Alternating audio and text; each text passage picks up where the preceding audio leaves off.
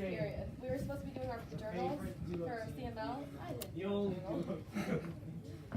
I'm becoming like JRich. Like, remember when you were like, oh, I do my stuff during class? I was lame. I'm lame now. So Lynn and I went on the Emmaus retreat this past weekend. And you know who has become my favorite woman of all time? Lynn? No. Deborah Regan. Bye-bye. Fuck her. I mean, I hate her.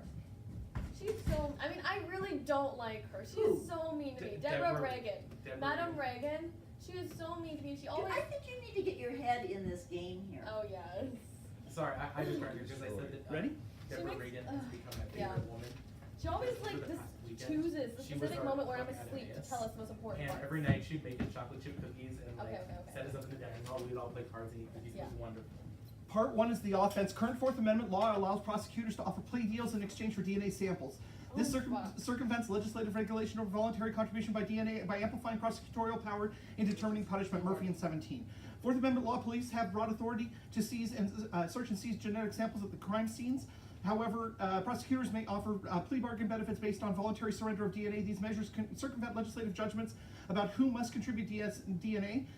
A prosecutor can condition all favorable plea deals on relinquishing genetic material. Courts treat genetic material as surrendered voluntarily, paying insufficient heed to special characteristics of genetic samples. Additionally, police officers can choose to arrest anyone subjecting them to pleas in exchange for DNA. This marks them as permanent suspects for future screening and does not occur neutrally. Racial bias in arrest and convictions ensures this is used as a tool to sustain genetic racial order and to implicate racial minorities in future crimes. Robertson 11. Anyone arrested can be compelled to provide DNA.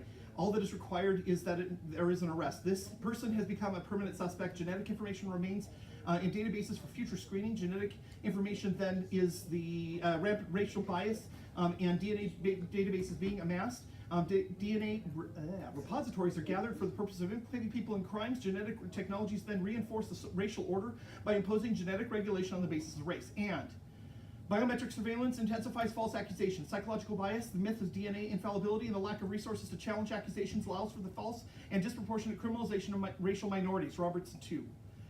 This disproportionate DNA distracted intensifies the disparities that already exist. DNA databases lead to errors that lead to then falsely being accused of a crime. Blacks and Latinos are already at a disadvantage, and they have fewer resources to challenge mistakes by officers.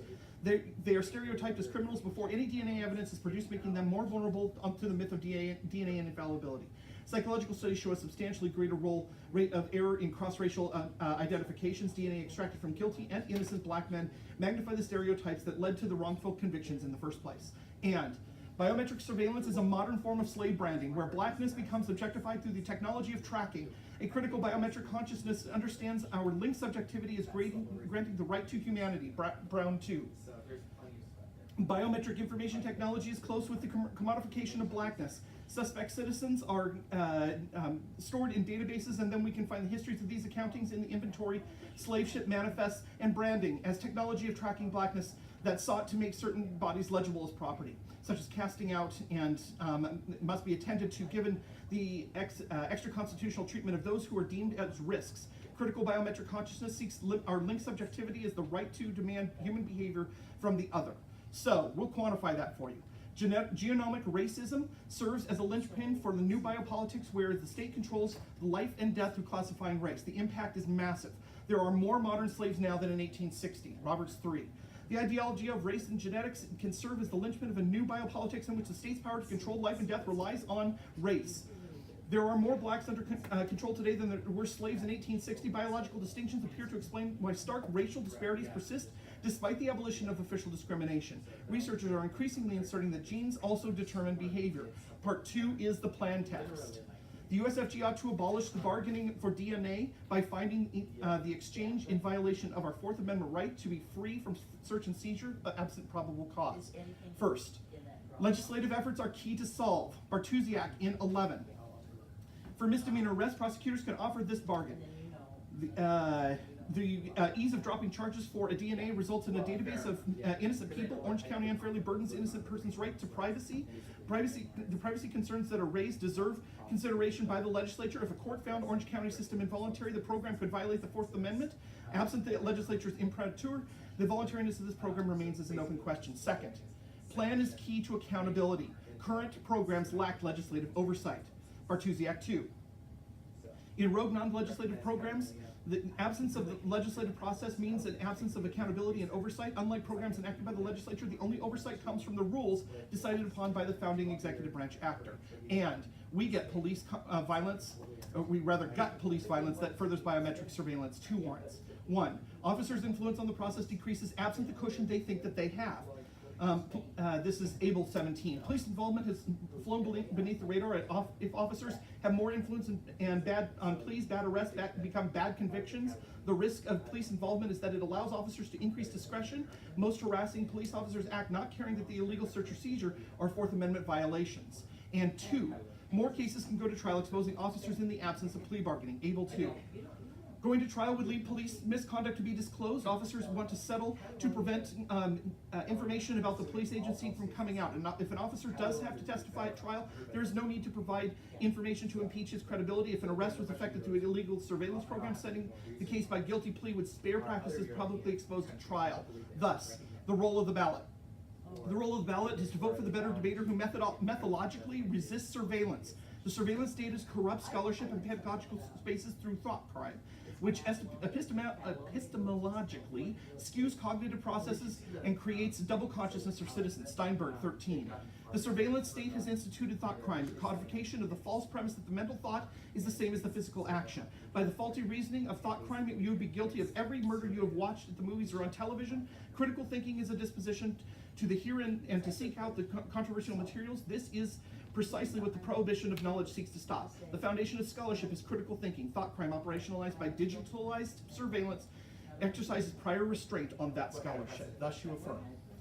Cross. Okay, how do you define abolish? To get rid of entirely. Get rid of entirely? Okay. And then like, so your value here is like resisting surveillance? Say that again? So like, your framework would be like whoever resists surveillance. That's right, that's the role of the ballot. Okay. And like, how is this modern slavery? Like, In the way that it is, it's kind of subtextual in as much as it becomes structural violence against people of color, because it essentially commodifies them by putting them into a database, keeping track of them, and thus making it easier to almost treat them when you stop them and you arrest them, to treat them as though they're already guilty. You've already got them on file as though they were convicted. oh, okay.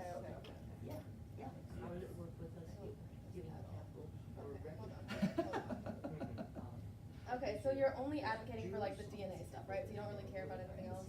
Yeah, I mean, I think there's a pretty good argument on some of the other stuff, but in a limited round, like a LD round, I think the DNA stuff is a pretty good example.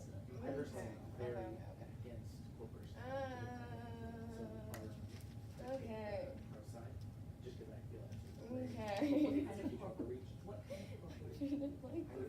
You're good.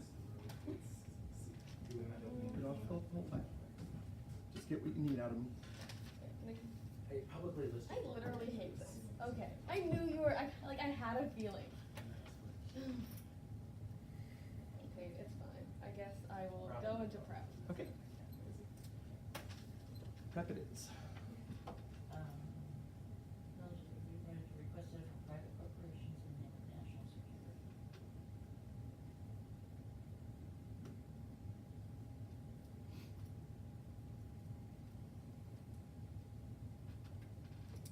In the name of national security. Here's my thing. Who determines what national security is? The FBI, CIA, NSA, and the House and Senate presumption. Right, but like, could that potentially be included? Like, what's the checks and balances Yeah. process? Yeah, no, it says sensitive, it shall be defined as information for the investigation regarding national security, including information related to terrorism and foreign surveillance. Okay, and whether or not the Russians are hacking into our. Yeah. But, so I guess then my question would be, why is the current warrant process not adequate? Well, you'll have to take a look at why Facebook was so, was it Facebook? Or Verizon, or AT&T, why those people were so, reluctant to give that information about, some of those California bombers. Yeah. Was that about 2 years ago? Okay, I think I'm gonna go Could the NC, government disad, counterplan, circumvent the maybe warrant theory, process, the warrant maybe, process, get and then information from AC. USCIS. Sorry, can you say it again? Because then Okay, so that's what NC. NC, disad, you have to disad, have. counterplan. So, okay, Potentially theory, we'll I don't know, see. I'll need to read into the exact Okay. specifics of And it. then Yeah, I AC. think that's. okay. Actually, no. There are some bills where it's just trying to keep the idea. Yeah, yeah, but yeah, yeah, where there's just- Okay. I'll follow along. Says the This is my first time reading through this, so we'll see on the time. Okay. I was gonna say that seems really odd. That's something.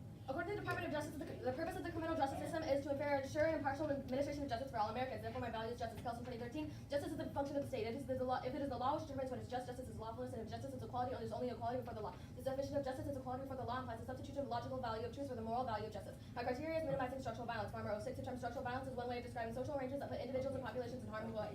The arrangements are structured because they're embedded in the political, economic organization of our social world, and they are violent because they cause injury to people, processes, and forces conspired to constrain individual agency. Contention 1. Racial injustice. Disproportionate sentencing and prosecution of people of color is even more severe when cases go to trial. IRIS 94. The study examined the effect of implicit bias in judges' decisions, concluded that judges routinely set bail and sentences at unjustifiably higher rates for black male defendants than for white male defendants, on average set bail 35% higher for black defendants than their white counterparts. Going to trial and avoiding a plea bargain leads to even more severe, harsh, and discriminatory sentences. Beckett 2017. Black defendants are 4 times as likely as other defendants to be sentenced to the death penalty by a jury or judge. The same kinds of mitigating evidence when presented on behalf of a white defendant tends to be interpreted differently by juries when presented on behalf of a black defendant. If a white defendant were to be presented as having an extremely abusive childhood, this would be presented as mitigation, given that the individual had a rough childhood. If this defendant were black, this information would be interpreted as a black defendant coming from a family of violence. This becomes a part of the defendant's way of life and overall profile, therefore deeming him irredeemable. Impact. The Ops case is based on the idea that in eliminating plea bargains, we solve for all of racism within the criminal justice system. The truth is that corruption and structural violence is widespread through the criminal justice system, and getting rid of plea bargains, all the act manages to do is expose these individuals to even more severe structural violence that leads to potential unjust and unfair execution. This disproportionate sentencing and prosecution of people of color is inherently contributing to structural violence, and plea bargaining sentencing is dependent on the negotiation of the lawyer and the prosecutor involved, not the implicit bias and racist attitudes of the jury. Contention 2. Inefficiency hurts the poor. Bails leave defendants incarcerated for years awaiting trial despite not being convicted. Wing 17. Today, millions of Americans churn through U.S. jails each year facing a majority low-level charges. Jurisdictions operate under ambiguous laws that allow them to assign bail without considering a defendant's risk profile or ability to pay. To get out of jail under the system, defendants have to put up cash or assets to pay a bond. Those who cannot afford bail end up paying instead with time behind bars. Of the 750,000 inmates confined behind in jail at the U.S. at any time, between 60 and 70% haven't been convicted. Lawyers have no time for lower-level offenses and will focus on more politically and socially important cases. Savitsky 2012. Prosecutors need to reassess where they invested their resources. This will likely result not only be fewer prosecutions, but fewer prosecutions for low-level crimes and poor defendants. Currently, it is expensive to prosecute a white-collar embezzlement case involving a lengthy prosecution in the trial than a low-level case like a drug case that can be disposed of quickly via a plea bargain. However, if this easily disposed of case were to become expensive due to a need for a trial, then a prosecutor's incentives would likely shift to then be incentivized to prosecute cases with greater social importance. Even without a hypothetical court clog, getting rid of plea bargains disproportionately hurts people of color and in a system that benefits the rich. Plea bargains are a way for poor individuals to circumvent the court trial system that would inevitably hurt even more than a conviction would. Disad. Mental health courts are abolished. Turpin 17. 2 rationales underlie the court. First, to protect the public by addressing the mental illnesses that contribute to the criminal act, reducing recidivism, and second, to recognize that criminal sanctions are neither effective nor morally appropriate. The goals of the mental health courts are 1. To break the cycle of worsening mental illness and criminal behavior accelerated by inadequacy in treatment of prisons and jails, and 2. To provide treatment options instead of usual crime sanctions for offenders with mental illnesses. Improving access to meaningful services, reduce the number of incidents between individuals and mental illnesses and law enforcement and justice systems. Access is critical to the effectiveness of the diversion program, including mental health courts. Link. Alternative advocacy proposes that plea bargains are removed from the criminal justice system. Mental health courts require that individuals accept a plea bargain before accepting. Griffin 02. Defendants in mental health courts have been charged with criminal conduct. Defendant pleading guilty knows ahead of time what his or her sentence would be before choosing whether or not to participate in mental health court. Courts require guilty pleas as a part of participation. Courts require pre-education model whereby charges are suspended or held in abeyance because of the individual's participation in the treatment. Impact. Mentally ill are disproportionately hurt by the criminal justice system. Bureau of Justice Statistics 99.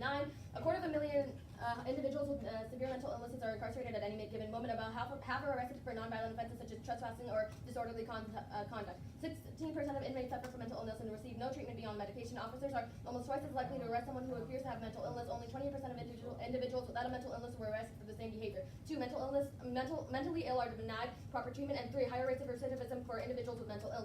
Okay, thus the counterplan. Plea bargains be maintained for participation in mental health courts. 2, competitiveness. This results in negating the resolution as much as the resolution entails in the abolition of plea bargaining from the United States criminal justice system. Adopting the counterplan precludes adopting the resolution. B, the counterplan procures a net benefit over the AC, making it competitive. C, alternatively, the counterplan includes a prohibition over the accuracy that is attributable to the AC, making it competitive even without a net benefit. Net benefits are that of the AC, while at the same time the counterplan provides individuals with mental illnesses access to treatment that reduces chances of recidivism rather than incarceration. Now over to theory. Enter. The affirmative case must provide a justification for the demonstration of the truth for the resolution as a whole. The affirmative case only focuses on DNA and therefore does not defend the entire resolution. Ground. Standards are ground. While debaters are not guaranteed a 50-50 breakdown of the ground on either side of the topic, allowing for the affirmative to select a single example and argue only that the point explodes the defensive research that the negative has to do, since the negative prepares for the debate around not knowing the affirmative's case choice beforehand. Equity demands that the affirmative not be able to preclude almost not if all of the negative research by selecting an example that is intentionally underrepresented of the resolution as a whole. And not only is that true, but the parametric citing the resolution, the app steals neg ground for counterplans. What the app is doing is providing a counterplan. Partial negation is still negation. B, topic literature. There's a breadth of literature on this topic that is accessible to debaters, the way to educate themselves on the topic, allowing for affirmative to select a single underrepresentative example of the resolution dissuades debaters from accessing the rich body of literature, as the efforts required not be able to admissible in round, as the affirmative will have precluded all the areas of topic except for the sliver chosen as the AC example. And voters. Fairness. Debate as a fundamental. Actually, I don't really want to do theory. Okay, we're gonna go over to the AC. First of all, my opponent's case is basically saying that he's going to have he's gonna get rid of plea bargains because of what they are used to do is actually incarcerate people of color and it's modern slavery. But there's no actual correlation between this and being modern slavery, because the only thing is all of the connections that he makes is actually symbolic. It allows for this control he talks about, but it's not actual slavery. And at the same time, who says this isn't gonna happen with mass incarceration right now? What his plan is going to do? It's not going to reduce mass incarceration. People in jail are still gonna be disproportionately black, and the people in jail are still gonna be able to have their DNA extracted for them. And so this isn't really stop any of structural violence. Any of the structural violence he's trying to solve for is basically just making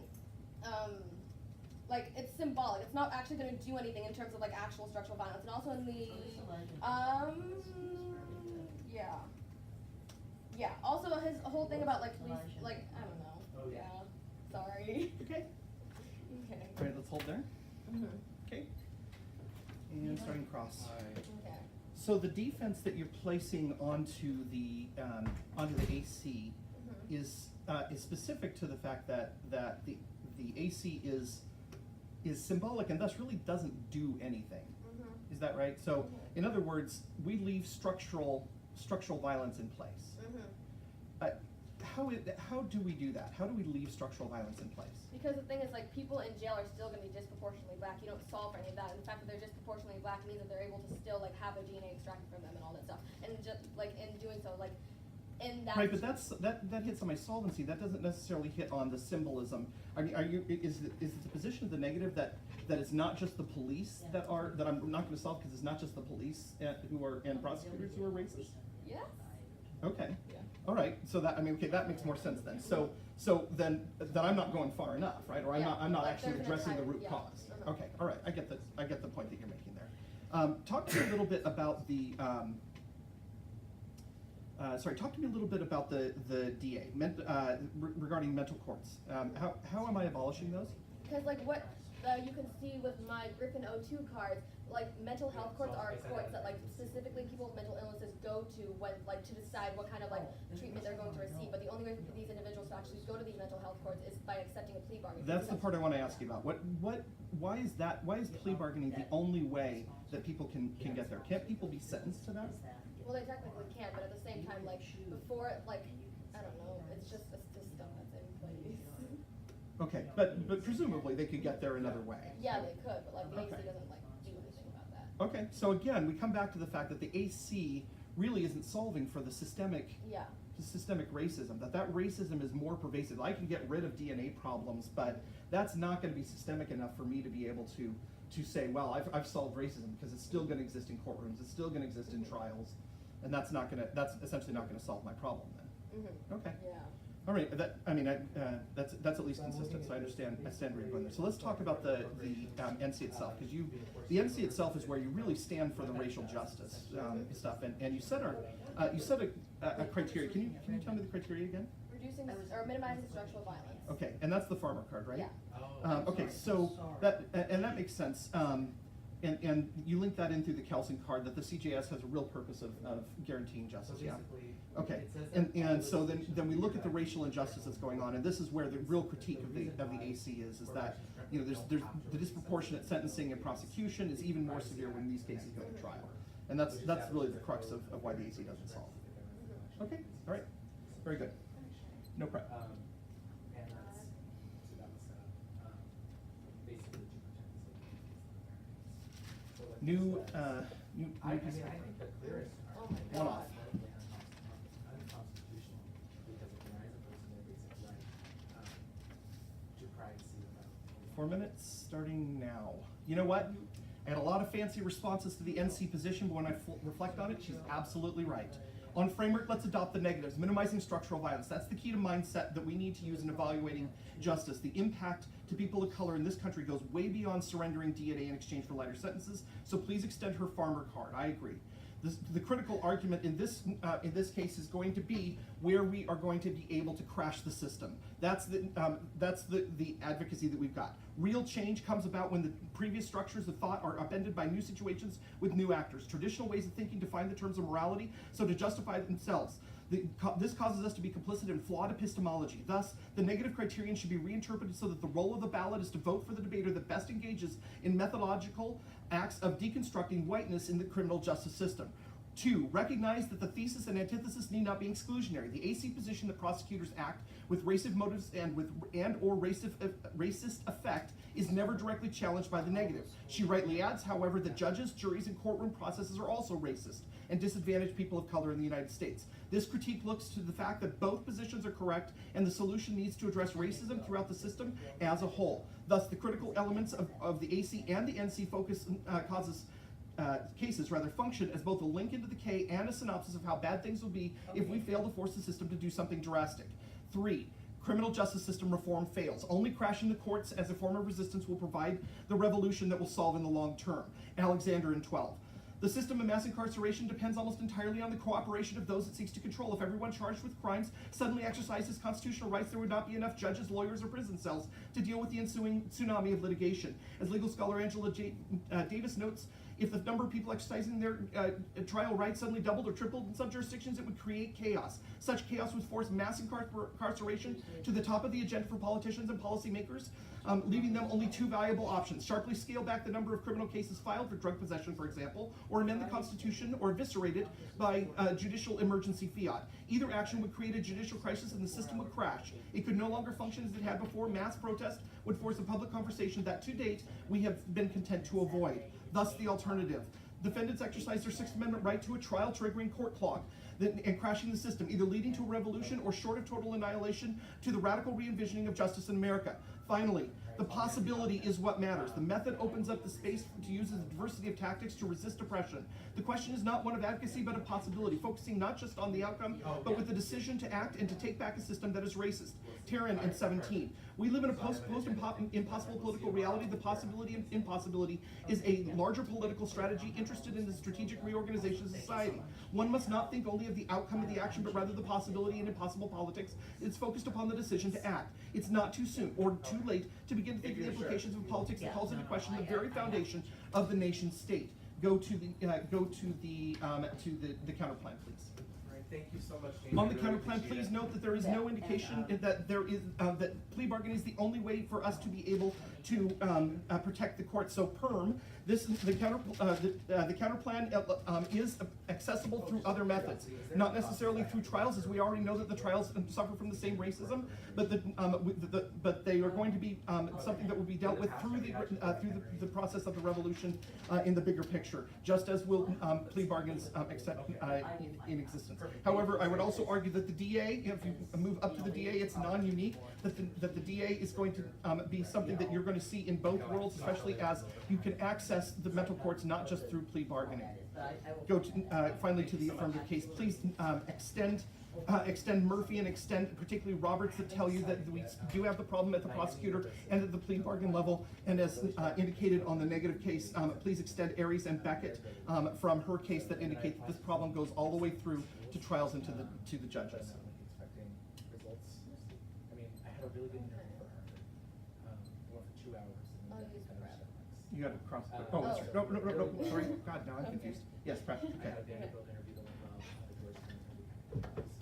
So lots of options. And so yeah, so of the schools I'm into right now, Miami's my top choice. But if I got into some of the schools that I applied to, then it would be difficult to decide. And, you said Miami, Yeah, so it's Miami University. It's in Ohio. It's a public university actually. It's big. It's 16,000 undergrads. And Miami University is actually established before Florida was a state. No correlation. It was set up in 1804. But, oh, finals all went really well. Yeah. And guess who got an A on their That week is paper? so cool. I did, yes. I felt so good about it. Because she never gives me grades. So yeah, no, finals have been going really well. Everything's good. Now I need to start applying for some college scholarships. It's going to be the big project for. Right now, oh, I'm sure they have something. Because right now I have currently $0 saved for college, so to make something happen there. I know. Well, they said no. They said no. That's not going to happen, man. So I said okay. Yeah, and then just kind of something interesting. I thought this was interesting in the tax bill. A recent provision that got added last minute. 529 plans, which are college savings plans, can now be used for 50% education. Okay. And my parents are like, well, that would have been nice a little earlier. Yeah. Because they had to pull it out, and they didn't get the benefits from it. But yes, now it can be used for that, which I thought was kind of cool. Yeah, it is. So, alrighty, well, I will see you tomorrow. Okay, good. Thank you. After GSA, okay. Jay, that's it. Alright, we're meeting for JSA tomorrow, right? Mm-hmm. Okay, see you then.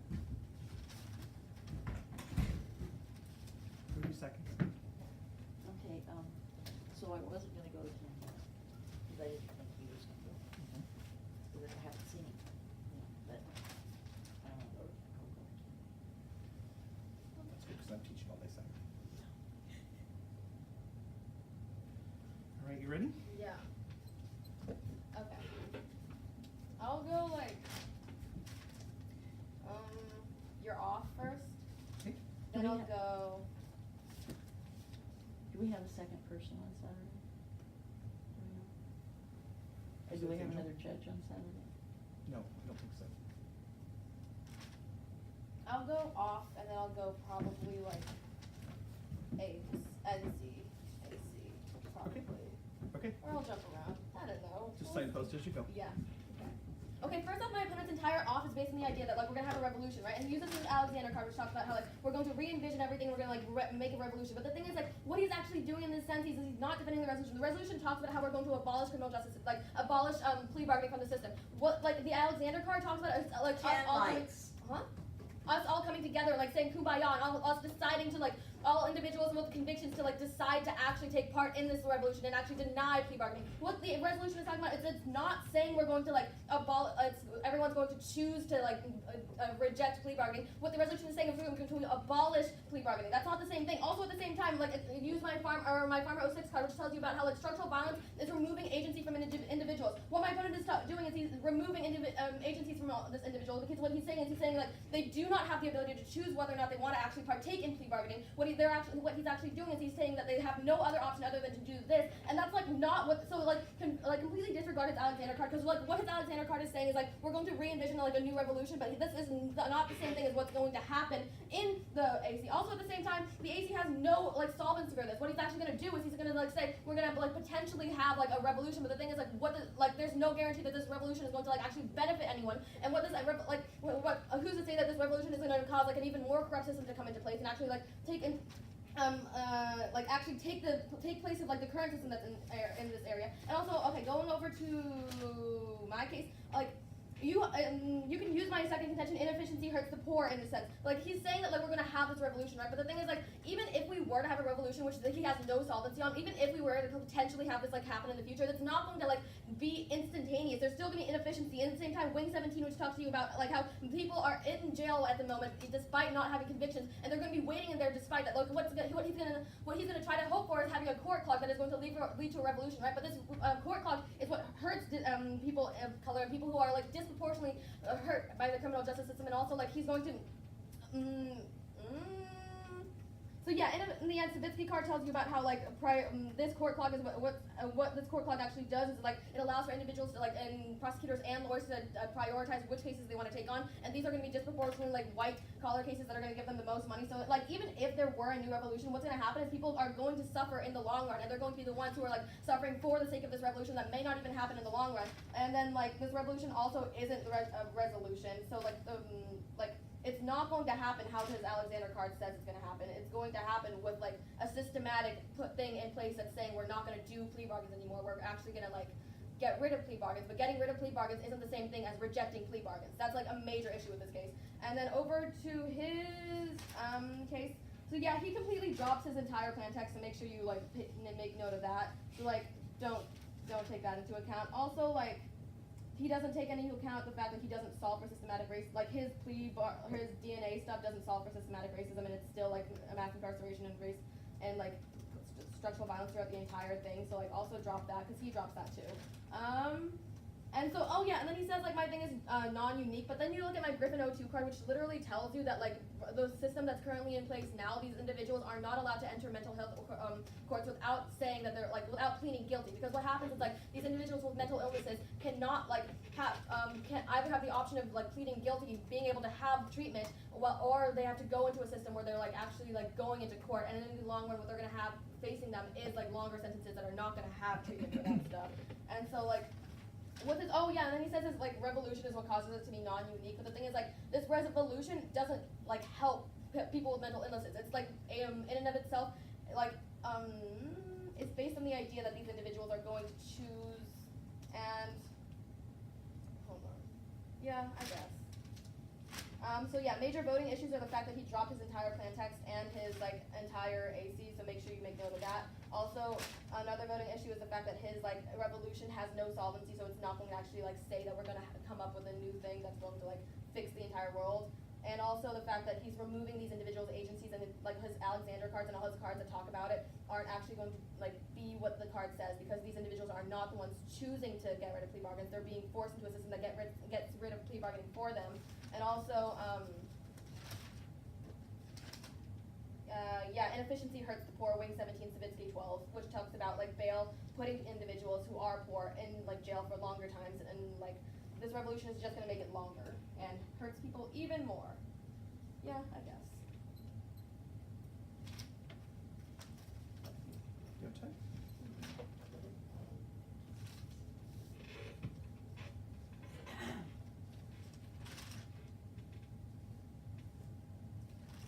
Baby what? Lights. Lights? Oh, I hate that. She said light in that last speech 80 times. Wow.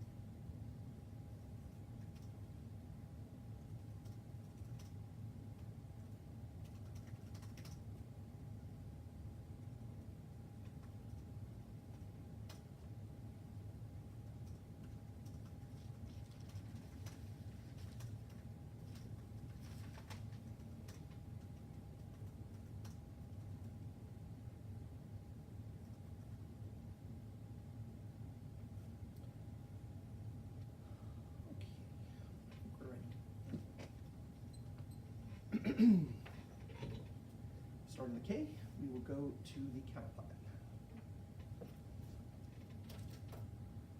One has to wonder whether the negative understands how 1ARK works. Of course I dropped my plan text, which was replaced with a better K advocacy. Recall that the ballot must be an unflinching paradigmatic analysis that poses the question of whether the justice system is ethical and should exist at all. This does not mean we literally, after this round, start burning shit down, but we refuse to engage in the productivity of the neg. We ask the question if the criminal justice system is ethical, and the power to ask the question is indeed in and of itself what matters. Wilderson in 10. An unflinching paradigmatic analysis is a movement dedicated to the overthrow of an existing order. We allow our energies and points of attention to be displaced by and onto paradigmatic considerations. Simply put, we abdicate the power to pose the question, and the power to pose the question is the greatest power of all. Structural violence is embedded in the system. I show you in the AC, it is the prosecutor's actions and in the impact of plea bargains themselves. Extend Roberts 1 and Roberts 2 for this. The negative identifies racism as a problem also in trials, as judges and juries and the prison industrial complex are inured of the same racism. The AF accepts this. With the synthesis of the AF and the negative advocacies, we understand that there is a need for something bigger, something to tear down the system so we can start again. Go to the K proper. Extend Alexander. She tells you the criminal justice system is not self-correcting. Efforts at reform are quite simply fail. That's she being Alexander.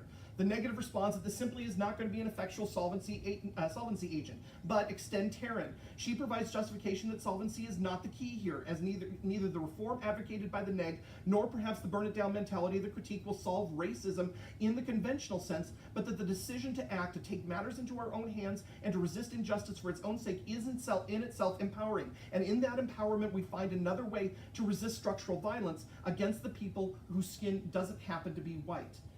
Go to the DA and the counter plan. She extends Griffin. It tells me that I'm not allowed to, or that people are not allowed to enter mental health unless they admit guilt going through plea bargaining. But she never responds to the fact that there are other ways that you can get in there, which she admitted in cross-examination before extending Griffin. But one way to do that, for example, that doesn't have anything to do with the trial would be to enter a guilty plea. That is to say, not a plea bargain, but to actually plead guilty when the sentence has been read, and that would allow you to then get into the mental health courts. It's still non-unique. More important, go up to her responses on the critique. The big one that we've got here is that the resolution is not, that the revolution is not defending the resolution. That the resolution is not a rejection of plea bargaining, and that I'm required to abolish plea bargaining. She makes this argument for the first time in rebuttal. There is no voter associated with this. There is no theory position that has been run here. You want to run this position to say that I'm out of bounds topically, then run it as theory. Otherwise, you've got simply no way for the judge to vote on it, even if it were true and it's doubtful the way presented. Finally, then we leave you with the notion that the only way for us to get to where we want to go is to tear down the system. Ask yourself who does this better. I hated that. Why? So bad. Oh my gosh! I promise my regular rounds go a lot better than that, JRich. You actually didn't do too badly.